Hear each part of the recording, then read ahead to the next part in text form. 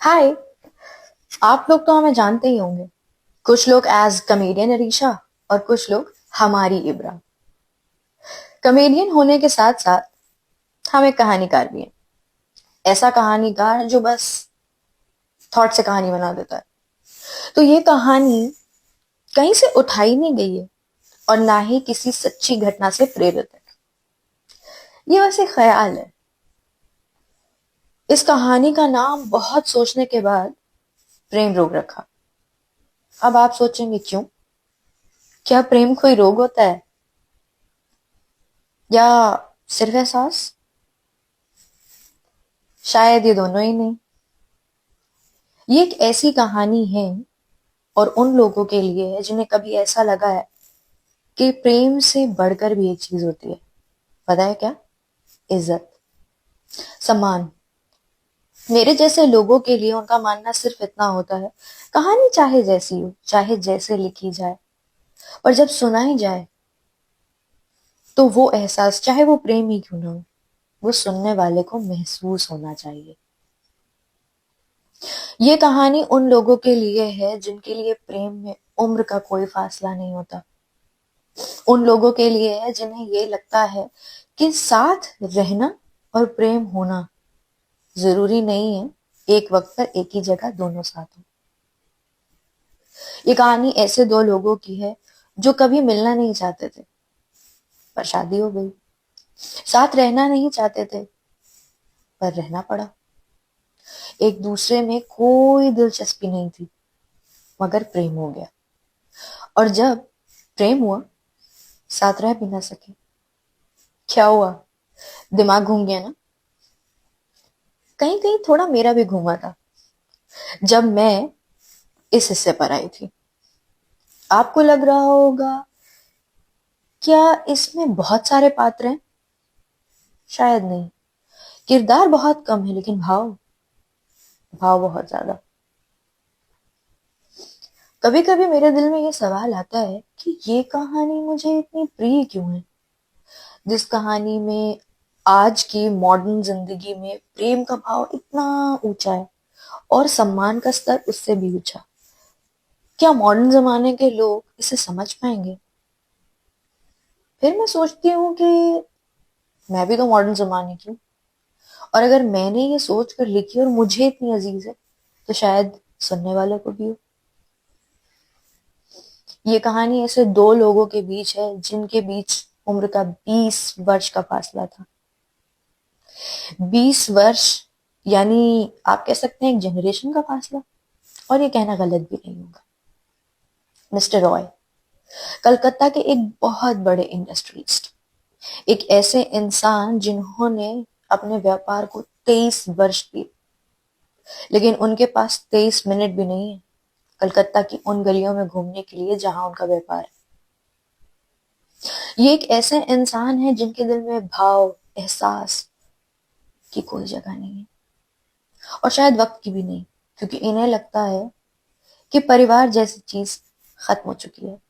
अपने माँ बाप को 23 वर्ष की उम्र में खोने के बाद रॉय साहब को लगता था कि बस अब काम ही सब कुछ है, कर्म ही पूजा है। रॉय साहब के साथ रहती हैं दादी माँ, जिनकी बीमारी भी रॉय साहब को शादी करने पे मजबूर नहीं कर पाई। उन्हें लगता था कि इन्हें दवाओं की ज्यादा जरूरत है, बहू की नहीं। और इस बात पर उन्होंने दादी माँ को राजी भी कर लिया। वो जिद अब फीकी पड़ने लगी थी। दादी माँ बहू के बजाय अब मरने का इंतजार करने लगी थी। इस बड़ी सी सफेद कोठी में ये दो लोग 4 नौकरों से घिरे रहते थे, और एक थी दाई माँ, जो थी तो कहने को शायद एक नौकर जैसी, लेकिन उनके घर का हिस्सा थी। रॉय के लिए वो कोई काम करने वाली नहीं, बल्कि इस परिवार का सदस्य थी। उनकी मान्यता ऐसी थी कि दादी माँ की बात तो टाली जा सकती है, लेकिन दाई माँ की नहीं। आपको लग रहा होगा कि ये पात्र जो इतना मजबूत और कठोर है, ये तो कोई यंग मैन टाइप का लगता है। जो दिल से तो भले ही बहुत जवान हो पर दिमाग से बिल्कुल बूढ़ा है। उसे शायद शादी ब्याह प्रेम से कोई लेना देना नहीं। तो आखिर ऐसा क्या हुआ होगा? क्या दफ्तर में कोई पसंद आई होगी या कोई इत्तेफाक? और अगर मैं कह दूं ये दोनों ही नहीं, तो इसी बात को समझने के लिए चलते हैं कहानी के दूसरे पात्र में। और हाँ, उससे पहले मेरी कहानी में कोई हीरो हीरोइन नहीं है, क्योंकि हीरो हीरोइन को उजागर करने के लिए आपको उन दोनों को पॉजिटिव दिखाना पड़ता है। मेरे लिए बहुत मुश्किल है। मेरी कहानियों में इंसान को पॉजिटिव और नेगेटिव रहने दीजिए, सिर्फ इंसान रहने दीजिए। वो कभी पॉजिटिव भी होंगे, कभी नेगेटिव भी होंगे, हो सकता है कभी न्यूट्रल, ब्लैंक, कंफ्यूज भी कह सकते हैं आप। क्योंकि कहानी सुनने में मजा और रोमांच तब आता है जब वो पात्र की तरह बिहेव करें, ऑब्जेक्ट की तरह नहीं। दूसरा पात्र शायद कुछ ऐसा ही है, थोड़ा सा विचित्र। दूसरा पात्र एक 20 वर्ष की लड़की है जिससे जिंदगी जीना तो छोड़ दीजिए, अभी समझ भी नहीं आया है। आज वो बहुत खुश है। आज उसकी खुशी का कोई ठिकाना नहीं है, क्योंकि 20 वर्ष की संयोगिता को आज एक परमिशन मिली है। उसके खानदान की पहली लड़की का एक बहुत बड़ा सपना पूरा हुआ है, बाहर पढ़ने जाने का। माँ बाप की वो इकलौती बेटी है, और एक इकलौती बेटी के सपनों को, जो शायद बहुत बड़े हैं, पूरा करने के लिए दो चीजें लगती हैं। एक, माँ बाप का भी संघर्ष, और दूसरा, बहुत सारा त्याग। कहते हैं ना, जब हम अपनी कहानियां सुनाते हैं, जब हम अपनी सक्सेस सुनाते हैं, स्ट्रगल्स, वो शायद आपके नहीं होते हैं, कहीं ना कहीं आपसे जुड़े लोगों के होते हैं, जिन्होंने आपको शायद साइलेंटली सपोर्ट किया है, लेकिन किया है। संयोगिता के माँ बाप उसके लिए हर कुछ कर गुजरने को तैयार थे, सिर्फ अपनी बेटी की खुशी के लिए। आखिर वो उनकी एक इकलौती औलाद थी, और मांग भी क्या रही थी? पढ़ने का हक। बहुत सारी खुशियां, बहुत सारा प्रेम, बहुत सारा सपोर्ट, ये सब मिलने के बाद आखिर कुछ रह जाता है? शायद इन सब के पीछे एक छोटी सी चीज होती है जो सारी काया पलट देती है। पता है उसे क्या कहते हैं? किस्मत। किस्मत एक ऐसा शब्द है जो बहुत सारी चलती फिरती चीजों को रोक देता है। सहयोगिता की सिर्फ एक जिद थी कि जिस कॉलेज में वो पढ़ना चाहती है, वो उससे पहले उसके माँ बाप देखे। और शायद ये हर बच्चा चाहता है। कहते हैं ना कि जब बहुत सारी खुशियां आती हैं ना, तो उनके पीछे बहुत सारे सवाल भी आते हैं। और मेरा ऐसा मानना है कि खुशियां जो होती हैं ना, वो कभी खत्म नहीं होती हैं, रुक जाती हैं, ताकि दोबारा लौट के आ सके, बढ़ के घट के, मगर आ सके। संयोगिता के माँ बाप शायद आज उससे इतना ज्यादा खुश इसलिए थे क्योंकि ये उनका आखिरी मौका था। कॉलेज देखते जाते वक्त वो दोनों एक कार एक्सीडेंट में मारे जाते हैं। मेरे लिए ये साइलेंस इसलिए इतनी इंपॉर्टेंट है क्योंकि लोगों का आना जाना, मौकों का आना जाना, किसी इवेंट का आना जाना, किसी एग्जाम का छूट जाना, या किसी अपने का गुजर जाना, शायद कहीं ना कहीं ऐसा लगता है कि कॉम्प्रोमाइज हो सकता है। लेकिन माँ बाप,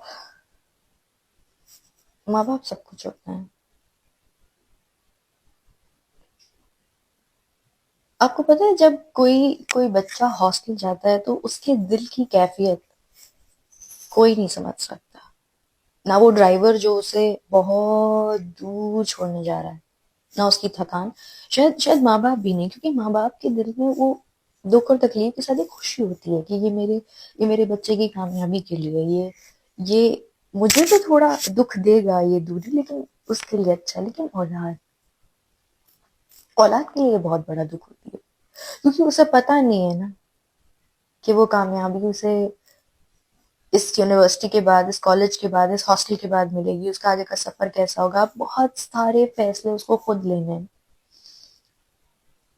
तो उसकी खामोशी, उसका कभी कभी ज्यादा बोलना या उसका कह ना पाना, ये वही लोग समझ सकते हैं जो शायद बहुत लंबे फासले से अपने माँ बाप से दूर वो पढ़ाई पूरी कर रहे हैं। कुछ लोगों को लगता है कि ये तो एक एंजॉयमेंट नहीं है, बिल्कुल नहीं है। शायद ये लोग समझ पाएंगे जो जो हॉस्टल में रहते हैं, जो बहुत दूर रहते हैं, जो देश के बाहर पढ़ रहे हैं या कमा रहे हैं, ये वो लोग समझ पाएंगे। क्या एक सपना इतना कीमती था कि ये उसके माँ बाप की जान ले गया? सोचिए क्या कैफियत होगी उस लड़की की जिसे ये लग रहा होगा कि सपना सपना तो गया, माँ बाप भी चले गए। क्या ये खबर ऐसी नहीं होगी जो जो उसे सोच में डाल गई होगी कि अब होगा क्या? पढ़ाई तो ठीक है, लेकिन जिनके लिए पढ़ना था, जिनके लिए बनना था, अब वो ही नहीं रहे। नहीं, कुछ बताने से पहले शायद थोड़ा इंतजार जरूरी है। ये मेरा पहला टेक है इस कहानी के लिए। मैंने एक बार इसके वॉइस नोट्स रिकॉर्ड किए थे और वो शायद इससे बेहतर भी होंगे क्योंकि मैंने इतना ओवर एक्सप्रेस नहीं किया होगा। ये मेरा पहला टेक है और आगे अगर आपको लगता है कि ये सुनने लायक है तो नेक्स्ट एपिसोड में मिलते हैं आगे की कहानी के लिए। Till then, take care, bye bye.